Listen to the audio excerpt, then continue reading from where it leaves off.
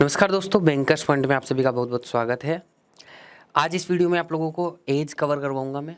As का topic कि कोई भी एग्जाम हो, बैंक पीओ का हो या क्लर्क का हो, चाहे उसके अंदर आईबीपीएस पीओ क्लर्क हो, चाहे आरआरबी जो ग्रामीण बैंक के पेपर होते हैं वो हो, चाहे एसबीआई का कोई एग्जाम हो। रिसेंटली एक वैकेंसी आई है जे&के बैंक की वैकेंसी आई है, तो उस बैंक का कोई एग्जाम हो, सभी के अंदर क्वांट के सेक्शन में एक या दो क्वेश्चन आप लोगों का एज से पूछ ही लिया जाता है। अब देखो, एज का जो टॉपिक होता है ना, वो बेसिकली 3-4 चीज़ों के ऊपर डिपेंड करता है। अगर मैं एकदम से बेसिक की बात करूं तो पहला चीज़, इसके अंदर परसेंटेज की कैलकुलेशंस यानी परसेंटेज टॉपिक आपका थोड़ा बहुत क्लियर होना चाहिए, उसके बेसिक्स क्लियर होने चाहिए। दूसरा, रेशियो का टॉपिक। तीसरा, एवरेज। ये तीन चीज़ों के, ये जो तीन टॉपिक्स है ना, इसके कॉन्सेप्ट्स इसके अंदर काम में आते हैं। बेसिकली इसके जो क्वेश्चंस होते हैं वो इन्हीं टॉपिक्स के होते हैं, पर वो एज के ऊपर स्पेशली बेस्ड हर बार एक दो क्वेश्चन पूछ लेता है एग्जामिनर, तो इसको एक अलग तरीके से हम लोगों ने एक अलग चैप्टर बना के आप लोगों को पढ़ा रहे हैं। बाकी कॉन्सेप्ट परसेंटेज का, रेशियो का, एवरेज का ही यूज होना है एज के कोई भी क्वेश्चन उठा लेना चाहे किसी भी क्वेश्चन के अंदर। चौथी जो सबसे इंपॉर्टेंट चीज है आपके किसी भी क्वेश्चन के लिए, जो एज के क्वेश्चन के लिए, वो होती है लैंग्वेज। जैसे जैसे लैंग्वेज कहती जाती है वैसे वैसे क्वेश्चन को सोल्व करते जाओ, आराम से क्वेश्चन सोल्व हो जाएगा। अभी मैं करके दिखाऊंगा। लेकिन एक छोटी सी बात मैं आप लोगों को और बताना चाहता हूँ आगे बढ़ने से पहले। देखो, परसेंटेज और रेशियो का बेसिक के साथ एज टॉपिक में क्या यूज है और उसका बेसिक क्या है, उसके कॉन्सेप्ट्स क्या हैं, एकदम छोटी छोटी बातें मैंने पहले ही एक वीडियो में बता चुका हूं, तो इस वीडियो में उनको रिपीट नहीं करूंगा क्योंकि उससे कोई मतलब नहीं, आपका भी टाइम वेस्ट होगा। तो वो जो वीडियो है उसका लिंक मैं आपको डिस्क्रिप्शन में दे दूंगा, ठीक है? तो वो डिस्क्रिप्शन के अंदर जाके उसका लिंक देख लेना, या फिर इस साइड में आपको एक आई बटन मिलेगा, उस आई बटन पे क्लिक करोगे तो उस वीडियो का लिंक मिल जाएगा। वो मैंने काफ़ी टाइम पहले डाला हुआ था आरआरबी पीओ या क्लर्क के एग्जाम के टाइम पे, तो उसको आप क्लिक करके एकदम बेसिक से सीखने के लिए उसको भी एक बार देख सकते हो। आज का जो टॉपिक है, ये चैप्टर रहेगा, उसमें सारे कंसेप्ट, रेशियो भी यूज में आएगा, परसेंटेज भी यूज में आएगा, सबको क्लियर करते हुए चलेंगे। बीच में बेसिक भी बता दूंगा मैं, लेकिन मेन जो क्वेश्चन होंगे वो एवरेज को मिक्स करके एज के क्वेश्चंस कैसे बन सकते हैं उनके ऊपर ज़्यादा मैं पॉइंट करूंगा, उनके ऊपर ज़्यादा बात करूंगा सबसे पहले। और कुछ ऐसे क्वेश्चन होंगे जिनकी लैंग्वेज काफ़ी अच्छी होगी, जिसको समझने में भी मतलब आसानी से, वो जो टेढ़े मेढ़े क्वेश्चन हमें लगते हैं एज के, उसको आसानी से कैसे कर सकते हैं हम लोग, उन सारी चीज़ों के बारे में बात करेंगे। एवरेज का, रेशियो का, परसेंटेज का कॉन्सेप्ट के लिए मैंने आपको बता दिया कि आपको पुराने वाले उस वीडियो पर जाके देख लीजिएगा। जो आप लोगों का एवरेज का कॉन्सेप्ट है उसके अंदर बस आपको एक ही दो चीज़ें ही छोटी छोटी ध्यान में रखनी है। जैसे फॉर एग्जाम्पल, मैंने 3 लोगों की एज का एवरेज दे दिया 5। मैंने बोला ए, बी और सी, 3 का एवरेज 5 है। तो आप अभी बच्चे नहीं, आप कंपटीशन की तैयारी कर रहे हैं, तो आपको बिल्कुल भी ये नहीं लिखना है A plus B plus C divide by 3 is equal to 5। ये हमें नहीं लिखना है। कहीं जरूरत पड़ गई तो इसको भी लिखेंगे, हमें पता है एवरेज ऐसे ही निकलता है। हम लोग इसका एक मतलब निकालेंगे। मतलब क्या निकालेंगे? सीधा एक मतलब निकालेंगे कि अगर मैं ए बी सी तीनों की एज का सम करूंगा तो कितना आएगा? 15 आएगा। क्योंकि हर एवरेज का मतलब ये होता है हर एक की एज 5-5-5 मान ली जाती है। एक्चुअली में 5-5 नहीं होती है, लेकिन मान ली जाती है कि ओवरऑल मिला के हर एक की एज आपकी 5 वर्ष ही आएगी, 5 ईयर्स ही आएगी। तो तीनों की मिला के कितनी आ जाएगी? 15 ईयर आ जाएगी। तो आपका ये कंक्लूजन होना चाहिए कि 3 लोगों का एवरेज मुझे 5 दे रखा है कि तीनों की एज मिला के कितनी आएगी? 15 आएगी। एक तो ये छोटी सी बात आपके दिमाग में सोच लेनी है ताकि पेपर के ऊपर ज़्यादा वर्क ना करना पड़े और हमारा थोड़ा सा समय बच जाए। दूसरी बात, एक छोटी सी बात और मैं आपको समझाता हूँ जिससे डायरेक्ट इक्वेशन निकल के आ जाती है। जो अगला क्वेश्चन करेंगे हम उसी कॉन्सेप्ट के ऊपर बेस्ड करेंगे। जैसे मान लो मैं आपको ऐसे बोलता हूँ ए बी सी का एवरेज, ठीक है, ए बी डी के एवरेज एज से 3 ज्यादा है। ये क्या है? ए बी डी के एवरेज से 3 ज्यादा है। A B C average is 3 more than A B D age average. एक ऐसी एक चीज लिखी, तो इसको आप कैसे लिखोगे? इसको आप इस तरीके से लिखोगे जब लैंग्वेज पढ़ रहे हो कि भाई ए बी सी की जो एवरेज एज है ना, तो ए बी सी की एवरेज एज कितनी आएगी? ए बी सी की एवरेज एज आएगी डिवाइड बाई 3, ये आएगी। इस 3 more than A B D average age, तो ये 3 ज्यादा होगी किससे? ए बी डी की एवरेज एज से। तो ए बी और डी का एवरेज एज होगा डिवाइड बाई 3 प्लस 3, यही तो होगा। इस तरीके से लिखोगे। उसके बाद में आप सी और डी के अंदर रिलेशन निकालोगे। चलो मैं छोटा सा एक रिलेशन आपको निकाल के भी दिखाता हूँ यहाँ पे। तो यहाँ से हम लोग सी और डी का अगर वो निकालेंगे, एक रिलेशन निकालेंगे, इसको हम लोग दिमाग में करने की कोशिश करेंगे। तो एक छोटी सी चीज़ आपको बस समझानी है ताकि आप लोगों को ज़्यादा लिखना नहीं पड़े पेपर के अंदर। अब यहाँ से अगर मैं निकालना चाहूँगा तो देखो 3 से मल्टीप्लाई कर दो चारों तरफ, a plus B plus C, ये इक्वेशन हो जाएगी a plus B plus D, और इधर आ जाएगा प्लस में 9। ए बी कट गया इधर से, तो यहाँ से c माइनस डी की वैल्यू आ गई आपकी 9। एक तरीके से हो गया। एक तरीके से ये आप ये बोल सकते हो कि c की जो एज है वो d से कितना ज़्यादा है, 9 वर्ष ज़्यादा है। देखो c is equal to D plus 9 है, तो c की जो एज है वो d से 9 ज़्यादा है। अब ये इक्वेशन निकालने के लिए हमें इतना बड़ा झंझट करना पड़ा है, हम ऐसे बिल्कुल भी नहीं करेंगे। हम इसको सीधा दिमाग के अंदर सोचेंगे, और वो सोचने का कैसे सोचना है आप लोगों को वो थोड़ा सा मैं बता देता हूँ। कि आपको दिया गया था कि A B C's age average is 3 more than D ABD average, more than ABD averages। अब आपको एक चीज सोचनी है कि सीधा सीधा एक बात सोचना है कि ABC की जो एवरेज आएगी उसमें A और B की एवरेज एज तो सेम ही रहेगी, इसमें भी A और B की एज सेम रहेगी। तो ये जो एवरेज इंक्रीज हो रहा है 3, ये किसकी वजह से इंक्रीज हो रहा है? इतना छोटा सा दिमाग लगाओ, ये इंक्रीज हो रहा है इस C और D की जो एज के अंदर डिफरेंस है उसी की वजह से तो इंक्रीज हो रहा है। एवरेज में 3 इंक्रीज होगा तो ओवरऑल कितना इंक्रीज होगा? 3 लोगों की एवरेज एज में, मान लो एक बंदे का एवरेज एज 5 बताया तो 3 का 15 अभी हम लोगों ने सोचा था। तो जब 3 ज्यादा है, एवरेज एज 3 ज्यादा है, तो टोटल में कितनी ज्यादा होगी बताओ? ए और बी का तो एवरेज टोटल सभी खत्म हो गया मामला ही। अब मैं बात कर रहा हूं सी और डी की बस। तो आप जो सी की एवरेज एज है वो जो मतलब एवरेज एज की बात नहीं, एबीसी की एवरेज एज है, लेकिन ए और बी का तो सेम होगा दोनों साइड से। अब इंडिविजुअल सी बच गया, लेकिन एज एवरेज में 3 ज्यादा दे रखी है। तो अगर इसको इंडिविजुअल में चेंज करोगे तो ये सी की एज डी से 9 ज्यादा है, क्योंकि 3 है तो 3 इसकी, 3 इसकी ज्यादा, 3 इसकी ज्यादा, हर एक की ज्यादा होगी कि नहीं होगी? एवरेज का मतलब हर एक की ही ज्यादा होना होता है कि भाई एवरेज के अंदर जैसे ऐसे माना करो, एवरेज आपको 5 दिया है बीसी की एज का, तो ए की एज 5, बी की एज 5 और सी की एज 5, तीनों की एज क्या होगी? 5-5 साल आपने मान लिया एक तरीके से। एक्चुअल में उतना नहीं है, लेकिन कैलकुलेशन के टाइम पे आप एवरेज दे रखा है तो मान सकते हो। वैसे ही अगर 3 ज्यादा दिया गया है तीनों की एवरेज का, इसका मतलब 3 इसकी भी ज्यादा है, 3 इसकी भी ज्यादा है, 3 इसकी भी ज्यादा, तो ओवरऑल कितना ज्यादा होगा? 9 साल ज्यादा होगा। तो आप सीधा सा बोल सकते हो कि जो सी की एज है ना वो डी से कितना ज्यादा होगी? 9 साल ज्यादा होगी। ठीक है, तो C is equal to D plus 9, क्योंकि A और B से तो कुछ फर्क ही नहीं पड़ना है।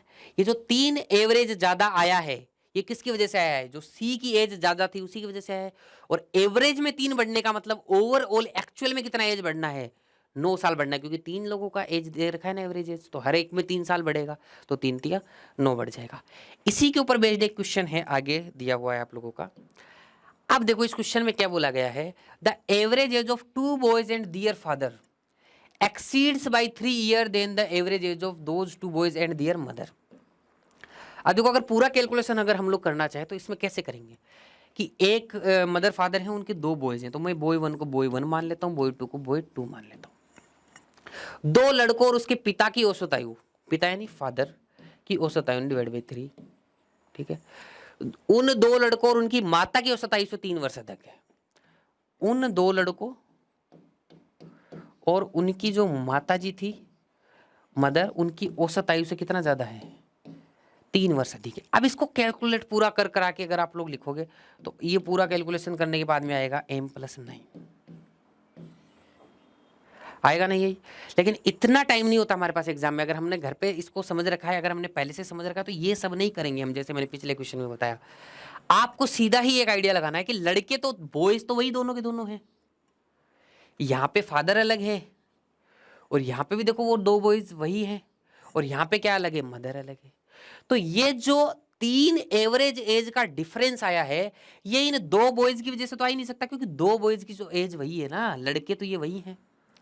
तो ये जो 3 एवरेज एज का फर्क आया ये फादर की एज ज्यादा होने की वजह से आया है। तो आप सीधा लिख सकते हो जो फादर की एज है वो मदर से कितना है? 9 ज्यादा है। सीधा आप लोगों को बाकी फालतू कैलकुलेशन के चक्कर में पड़ने की जरूरत नहीं। अगर आप सीधा इस तरीके से सोच लेंगे तो आपको थोड़ा सा आसानी हो जाएगी क्वेश्चन को सोल्व करने में, और थोड़ा कम लिखना पड़ेगा, थोड़ा क्वेश्चन जल्दी हो जाएगा। लेकिन ये चीज़ की प्रैक्टिस अभी कर लो ताकि एग्जाम में बार बार में इन चीज़ों को ना करना पड़े, थोड़ा सा इसकी समझ बनाते हुए चलो। तो फादर की जो एज है वो मदर की एज से 9 साल ज़्यादा है, ये आप लोगों ने यहाँ पे निकाल लिया। क्योंकि वो जो 3 साल ज़्यादा एवरेज आ रहा है वो इस फादर अकेले की वजह से आ रहा है। और 9 क्यों किया 3 का? क्योंकि एवरेज है ना 3 लोगों का, इसलिए टोटल मिला के 9 एज बढ़ेगी। और मैंने इसकी कैलकुलेशन आपको थोड़ी देर पहले करके दिखाई थी। अब आगे देखना भाई, आगे क्या बोल रहा है, the average age of those 4 person is 19 year. यानी कि उन चारों की जो एज है ना वो कितनी है, 19 ईयर है। यानी कि चारों की मिला के एज कितनी हो जाएगी बताओ? Father plus mother plus boy 1 plus boy 2, सभी का एज होगा ना ये तो 19। तो 9 19 को 4 से 19 दूनी 38 और डबल कर दो तो 76। अब आगे जाके बोल रहा है the average age of these 2 boys is 5.5 year, then find the age of father and mother. Father और मदर की अलग अलग एज निकालनी है आप लोगों की। दोनों बॉयज का एवरेज दे रखा है ये 5.5, तो ये क्या दे रखा है मुझे? दोनों बॉयज का एवरेज एज दे रखा है, तो दोनों का मिला के कितना एज होगा? 5.5 का डबल कितना? 11। तो मुझे क्या B1 प्लस B2 की वैल्यू 11 दे रखी है कि नहीं दे रखी है? तो लिखने की जो थोड़ी अलग से आपको बोल रहे हैं, if the average age of these 2 boys are 5.5 years, तो 2 लोगों का एवरेज दे रखा है 5.5, तो टोटल मिला के उनका कितना हो जाएगा? 11 ईयर हो जाएगा। जैसे अभी बताया था ABC का एवरेज अगर 5 है तो तीनों का कितना हो जाएगा?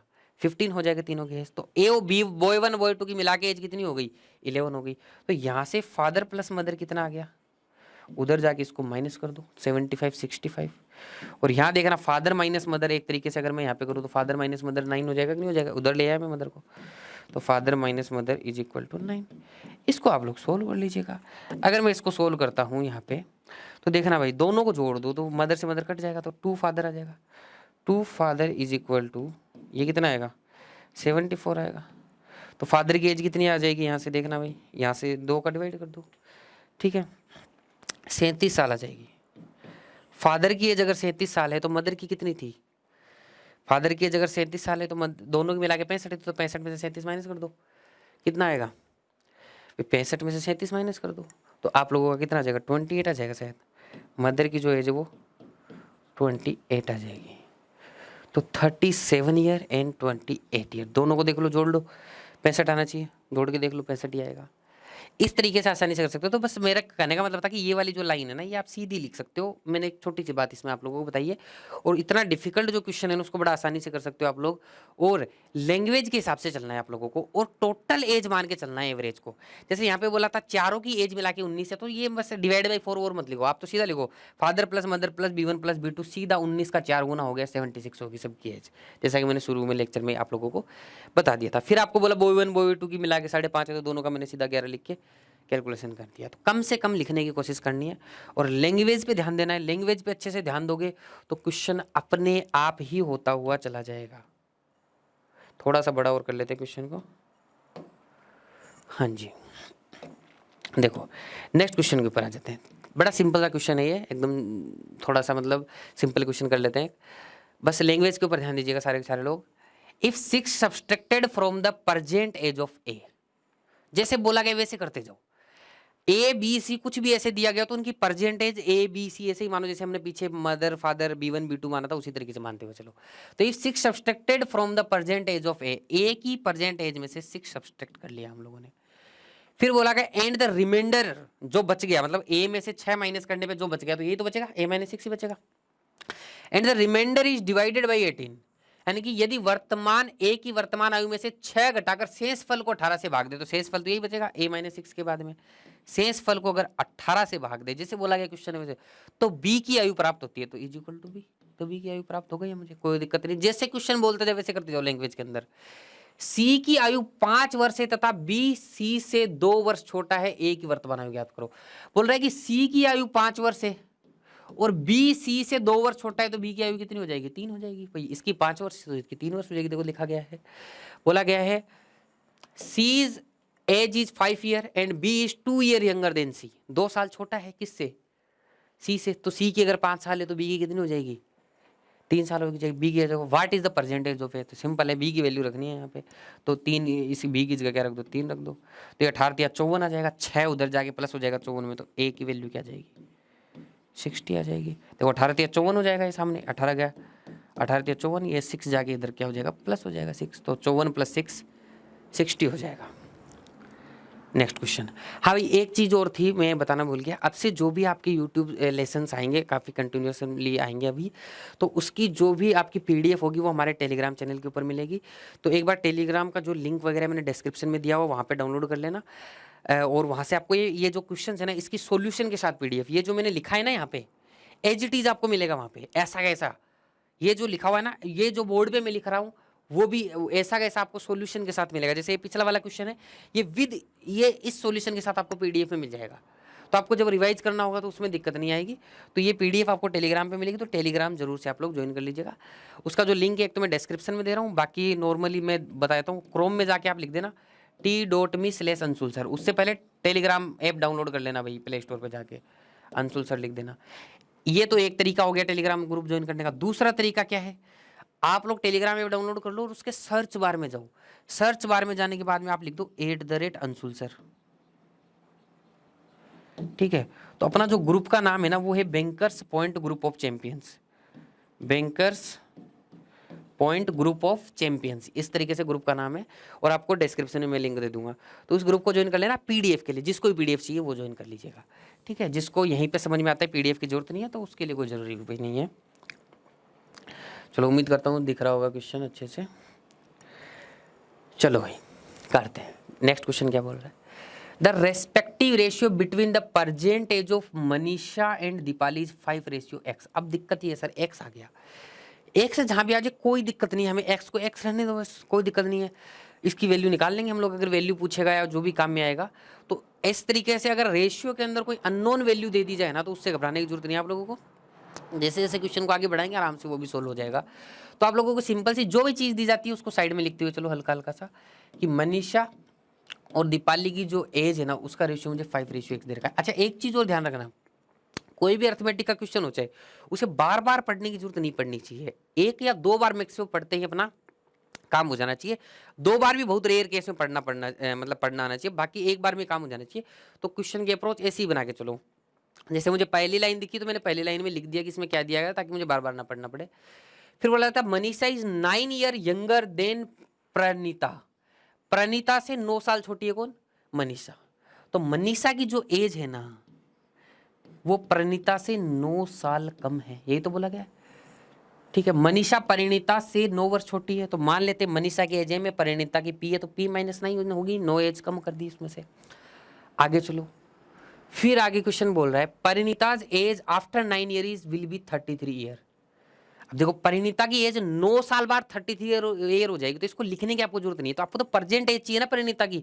तो परिणीता की प्रेजेंट एज कितनी हो जाएगी, 9 साल बाद 33 साल जिसकी एज हो जाएगी, तो 9 साल अभी कितनी है उसकी, मान लो मेरी एज 9 साल बाद जितनी भी हो जाएगी, तो उसमें से अगर मैं 9 साल माइनस कर दूंगा तो मेरी अभी की एज आ जाएगी।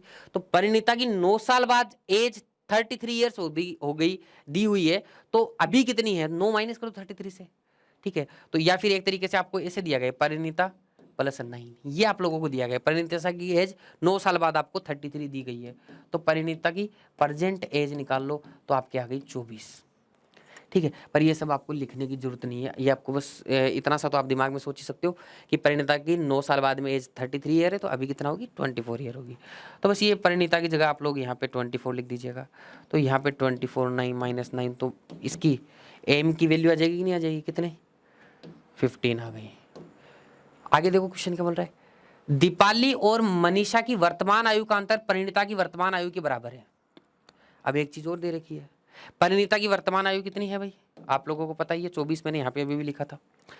अब आगे आप लोगों को क्या दे रखा है, दीपाली और मनीषा की वर्तमान आयु का अंतर परिणीति की वर्तमान आयु के बराबर है, ठीक है। देखना भाई आगे क्या बोल, difference between Deepali's and Manisha's age, यानी कि दीपाली और मनीषा की एज का जो डिफरेंस है ना, वो परिणीति की एज कितनी थी 24, इस 24 के बराबर है, ठीक है। परिणीति की एज जो 24 थी उसके बराबर आप लोगों को दिया गया है।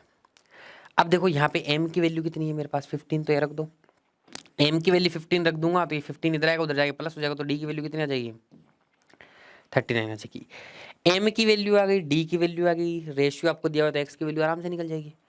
देखो एम रेशियो डी यानी एम बटा डी की वैल्यू दे रखी है, एम है 15 और डिवाइड बाई डी कितना हो गया 39, तो एम रेशियो डी है एक तरीके से, ये किसके बराबर होगा 5 रेशियो एक्स के।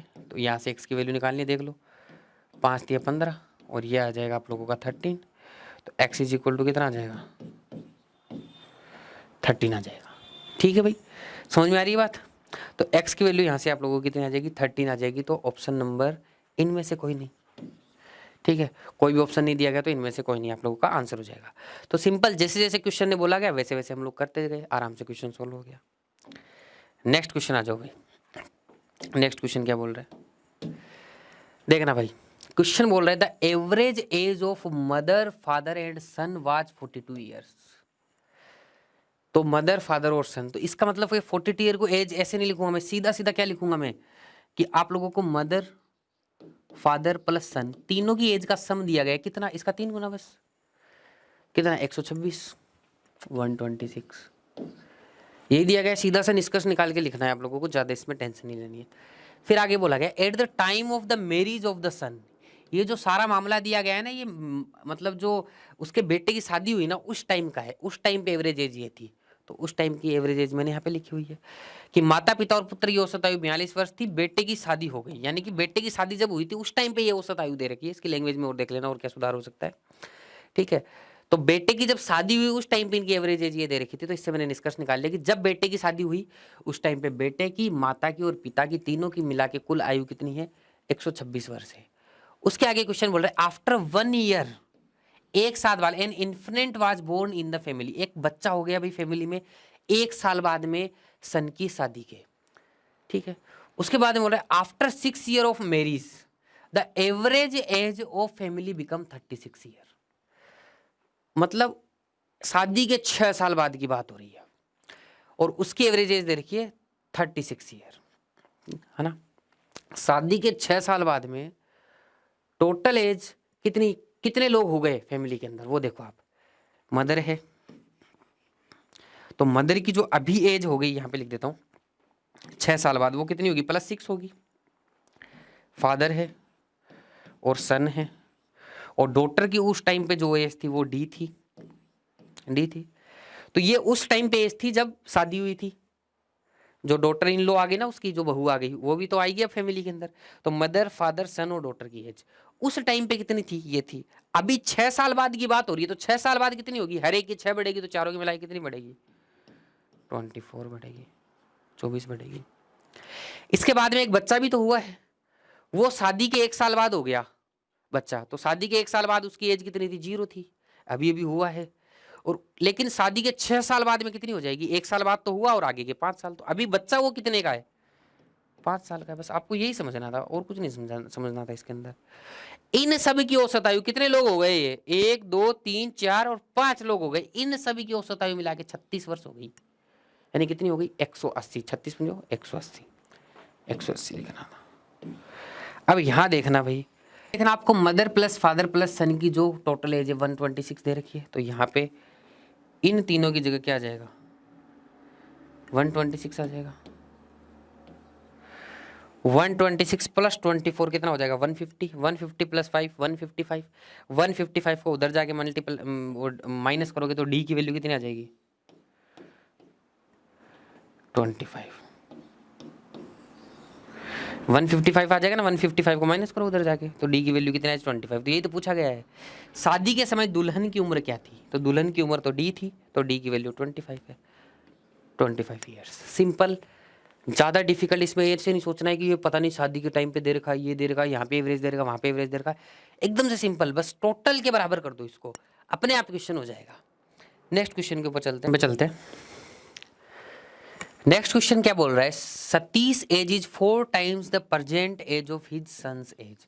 देखो एक बात, इस क्वेश्चन को मैं 2 मेथड से करवाऊंगा, पहला मेथड अभी समझा देता हूँ, उसके बाद में दो मेथड पढ़ेंगे, तो 2 मेथड से पढ़ेंगे इस क्वेश्चन को। पहले पहला मेथड देख लेते हैं जो एकदम बेसिक मेथड है, जिससे हम लोग हमेशा करते हैं किसी भी क्वेश्चन को।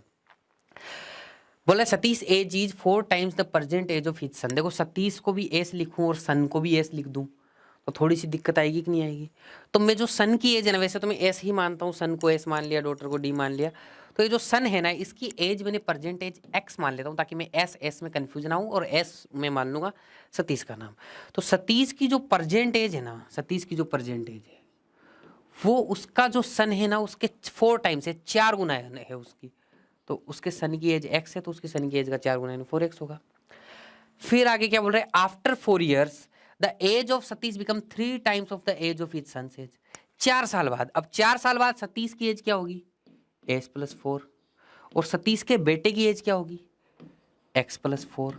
तो अभी जो सतीश की एज होगी उसके बेटे का कितना हो जाएगी, 3 गुना हो जाएगी।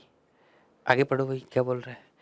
If Satish wife age is 7/8 of his age, then find out the average present age of Satish and wife and his son. Satish wife and his son, Satish की वाइफ और उसके बेटे की जो एवरेज एज निकालनी है, नहीं दोनों की एज निकालनी है आपको एक तरीके से। तो देखो सबसे पहले यहाँ से सतीश की एज निकल जाएगी, नहीं निकल जाएगी। देखो भाई एस की वैल्यू रख दो पहले तो यहाँ पे 4x, एस की वैल्यू यहाँ पे 4x रखोगे तो मान लो यहाँ पे मैंने 4x रख दी, अपने दिमाग में रख सकते हो इतना आप। ये देखो 3x बनेगा, 3x इधर आगे माइनस हो जाएगा तो ये कितना बनेगा, x बनेगा। ठीक है, ये 4 तिया 12 बनेगा और ये 4 उधर जाके 12 में से माइनस हो जाएगा, कितना आ जाएगा, x की वैल्यू 8 आ जाएगी। x की वैल्यू x की वैल्यू अगर 8 आ गई तो बेटे की एज तो 8 आ गई, और सतीश की एज कितनी आ जाएगी, 4 गुना यानी कि 32।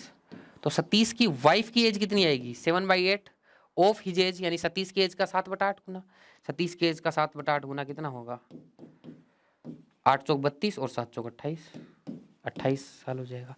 पूछा क्या गया है, सतीश की वाइफ और उसके बेटे की सन का जो Satish wife and his sons average age, यानी सतीश की वाइफ और उसके बेटे का एवरेज एज पूछा गया। तो सतीश की वाइफ की एज है 28 और उसके बेटे की 8, दोनों को जोड़ो कितना आ जाएगा, 36/2, यानी कि एवरेज निकालने के 2 से डिवाइड कर दूंगा, 18 आ गया answer. Option number A is your answer. Next question, next question क्या बोल रहा है देखिए भाई, अच्छे से समझना है इस क्वेश्चन को। अच्छा उस क्वेश्चन का मेथड सेकंड तो मैंने बताया ही नहीं, सॉरी। इस क्वेश्चन का भी मेथड सेकंड से करेंगे, तो यहीं पे कराऊँ, फिर ये मेथड छुप जाएगा जब आपको पीडीएफ दिया जाएगा, तो कोई बात नहीं, ये मेथड आप लोग नोट डाउन कर लीजिएगा, पीडीएफ में नहीं मिल पाएगा, और पीडीएफ के लिए टेलीग्राम जरूर से ज्वाइन कर लीजिएगा। चलो मेथड सेकंड की बात करते हैं। इसकी मेथड सेकंड होता है जो मैंने आपको एज वाला पहला वीडियो बताया ना, मैंने बोला आई बटन में या डिस्क्रिप्शन में लिंक मिलेगा, उस वीडियो में मैंने आपको एक रेशियो का कंसेप्ट समझाया था थोड़ा सा, उस कंसेप्ट से भी इसको कर लेते हैं। अभी मैं थोड़ा सा रिपीट कर दूंगा उसको, कोई टेंशन नहीं, जिसको नहीं आता है उसको भी।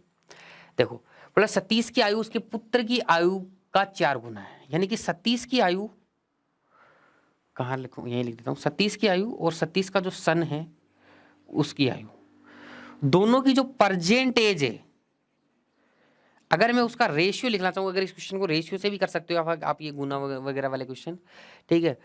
4 गुना है वर्तमान आयु की जो एज का, सतीश की एज सन की एज से 4 गुना है। तो अगर मैं मानता हूँ सन की एज 1 है तो सतीश की एज कितनी है, 4 है, ये तो प्रेजेंट में है।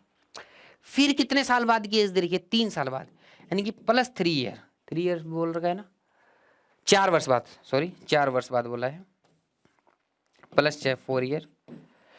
फिर बोला गया है कि 4 वर्ष बाद सतीश की आयु उसके पुत्र की आयु का 3 गुना हो जाएगी। अगर मान लो 4 वर्ष बाद अगर उसके सन की आयु 1 है तो उसकी खुद की आयु कितनी हो जाएगी, 3। ये रेशियो है, तो ऐसे में समझना है 1-1 बराबर कैसे होगा, रेशियो बताया गया 4 साल बाद में। अब मैंने आपको हमेशा से ये बताया, रेशियो के अंदर भी रूल बताया, प्रेजेंट एज और 4 साल बाद की एज, चाहे वो सतीश की हो उसकी बेटे की हो, उन दोनों के अंदर डिफरेंस बराबर होगा कि नहीं होगा। मेरी प्रेजेंट एज और 4 साल बाद मेरी एज, और मान लो मेरा कोई बेटा है, उसकी प्रेजेंट एज और उसकी 4 साल बाद में एज, दोनों का डिफरेंस तो सेम ही होगा ना, प्रेजेंट एज का और 4 साल के बाद का डिफरेंस तो 4 साल ही होगा, सेम होना चाहिए। तो जब 2 रेशियो हैं सतीश और सन का, प्रेजेंट का और 4 साल बाद का, मैंने पिछले वाली वीडियो में समझाया, एक बार समझ लीजिएगा वहां से भी, तो इनका जो ये डिफरेंस है प्रेजेंट का 4 साल बाद का, ये बराबर होना चाहिए कि नहीं होना चाहिए। इधर तो देखो एज का डिफरेंस आ रहा है 1 और इधर आ रहा है 0 रेशियो के अंदर, तो रेशियो सेटिस्फाइड नहीं हो रहा है एक तरीके से, जो कंडीशन है हमारी।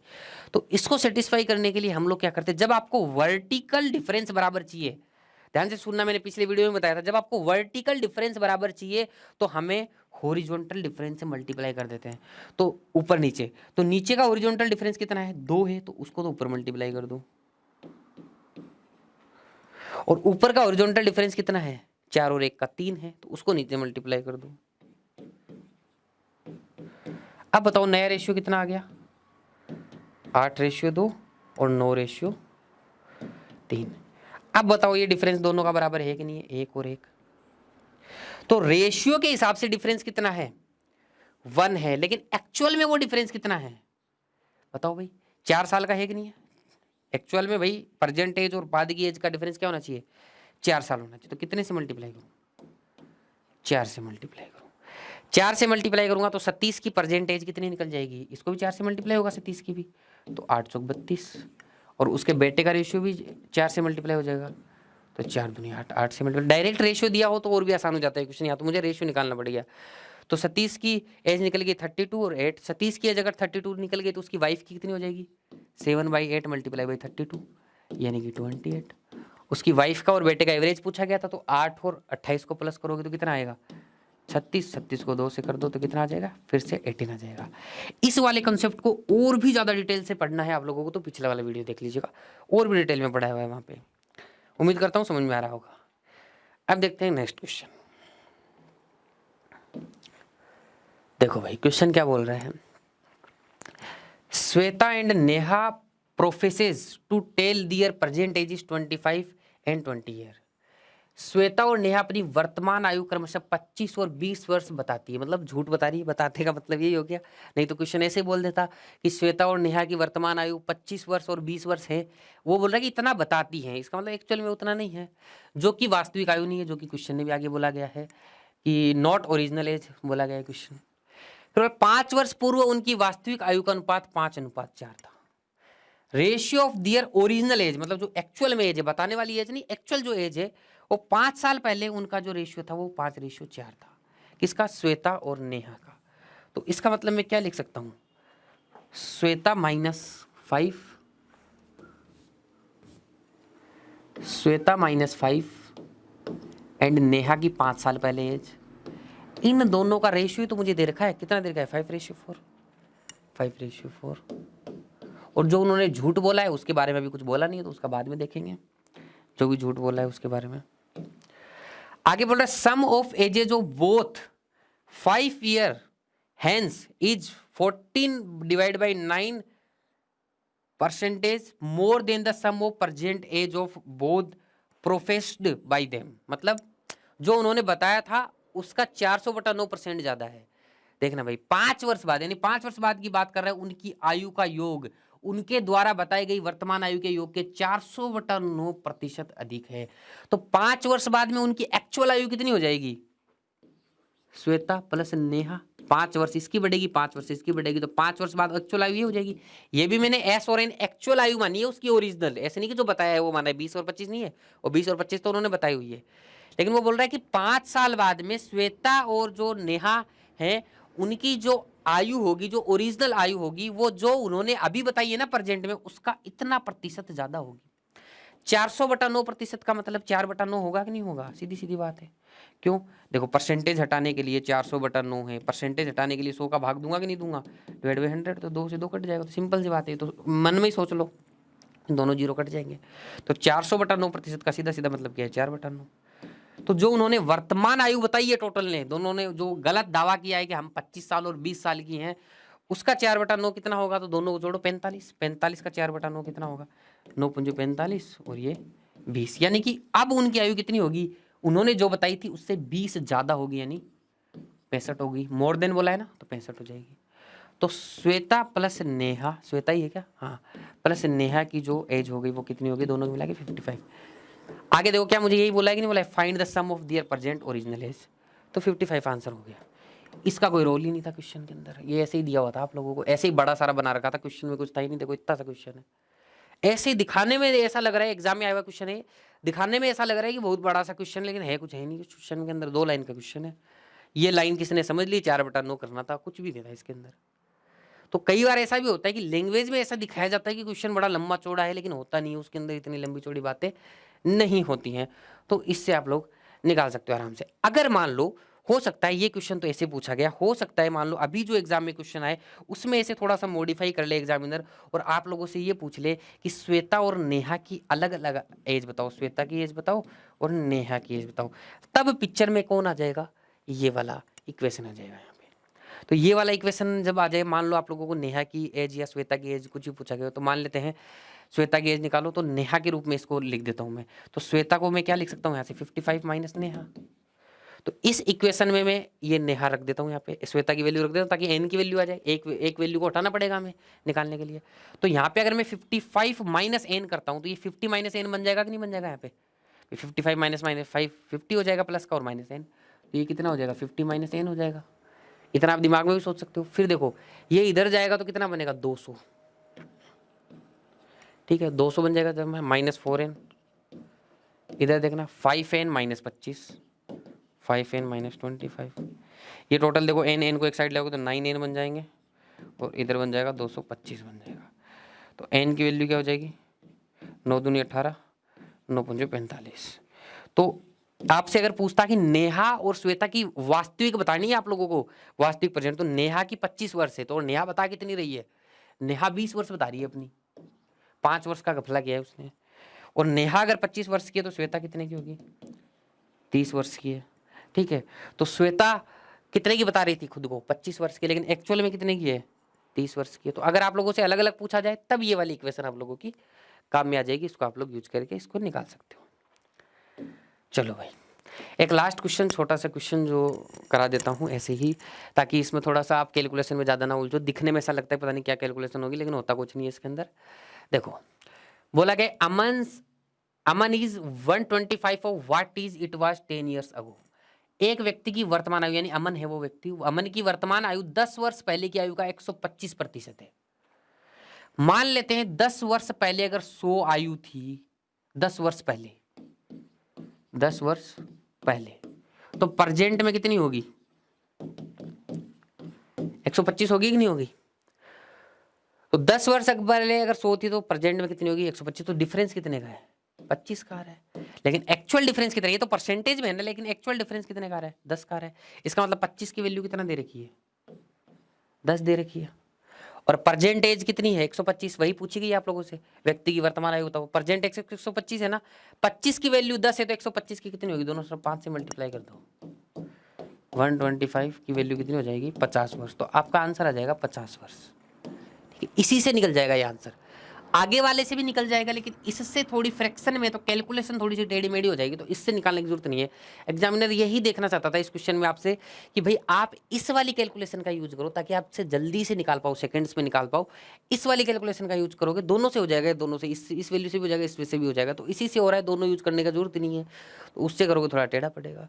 ठीक है, तो सीधी सी बात है। देखो एक बार फिर से मैं इसके अंदर बता देता हूँ कि आप लोगों को एक तरीके से ये दे रखा कि 25% की जो वैल्यू है ना, वो आप लोगों की 10 वर्ष दे रखी है। तो 100% की वैल्यू कितनी हो जाएगी?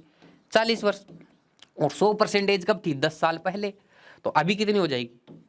50 साल। ऐसे सोच लो इसका, तो आप देखते हैं आंसर कर सकते हो, 50 वर्ष।